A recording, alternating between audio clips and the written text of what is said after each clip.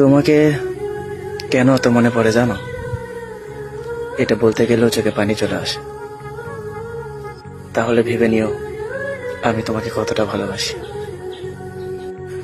আমার সাথে যোগাযোগ বন্ধ করে দিয়ে যদি তুমি ভালো থাকো, তাহলে ডিস্টার্ব করে কি হবে বলো? আমার ভালো থাকার কারণটাই তো তুমি। এতটা ভালোবাসার পরেও তো বুঝাতে পারলাম না। আমার একা থাকা হয়তো কষ্ট হবে, কিন্তু মেনে নিয়েছি যে মানুষটা প্রথম থেকেই শুধু কষ্ট আর কষ্ট, সেই মানুষটা তোমাকে ভালোবেসে সুখ পাবে এটা ভাবা বোকামি। আমি অনেক ভালোবাসি তোমায় জানো, এতটা পরিমাণ ভালোবাসি যার জন্য আমি নিজের জীবনটাও দিতে পারি।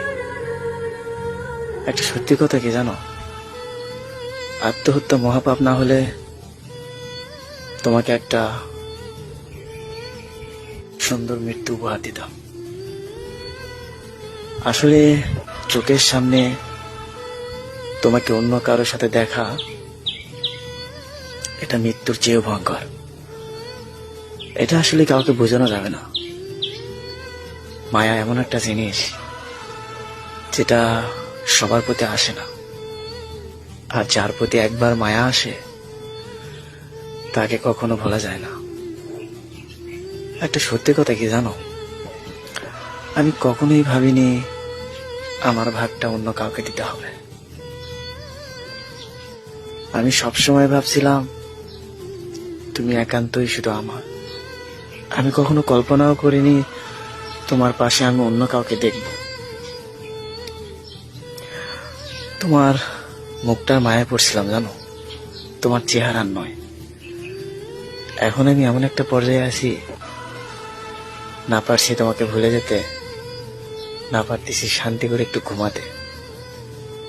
আমি কেমন আছি যদি সামনে থেকে দেখতে পারতে, তাহলে হয়তো বুঝতে কতটা ভালো আছি। তুমি হয়তো অনেক ভালো আছো, আর ভালো থাকবে না কেন? ভালো থাকার জন্যই তো আমাকে ছেড়ে চলে গেছো।